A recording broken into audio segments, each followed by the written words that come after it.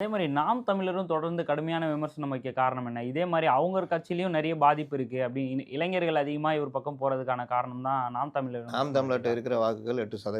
அந்த 8%மே 2024 தேர்தல்ல அண்ணா, தம்பின்னு 2 பேரும் கொலாஞ்சிருந்தாங்க. கூட்டணி வைப்போன்ற அளவுக்கு அவர் சொல்லியிருந்தாரு. அவர்ட்ட கேட்கும்போதுன்னா, விஜய் உங்களோட கூட்டணி வைப்பாரா?" தம்பி வந்து அது நம்ம கண்டிப்பாக அதெல்லாம் நடக்கும். அது ஏன் இப்போ அப்படி இப்படி தான் ஜாலியா நீங்க என்ன கல்யாணம் பண்ணி போறீங்களா? அந்த நடிகையோடயே இருக்கீங்க.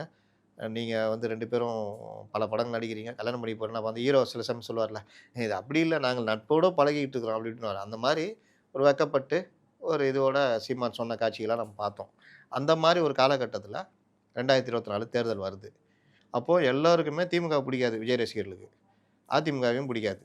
அப்ப அவர்கள் முழுதுமாக சீமானுக்கு ஒரு ஓரளவுக்கு சீமான் வாக்களிச்சதுல அவருடைய 6.8ன்றது 8% மேல போச்சு. அப்போ இவர்கள் ஓட்டும் அதில இருக்குன்றது ஒரு மாதிரி எல்லாருடைய கணக்குன்னு வச்சுக்கங்களேன்.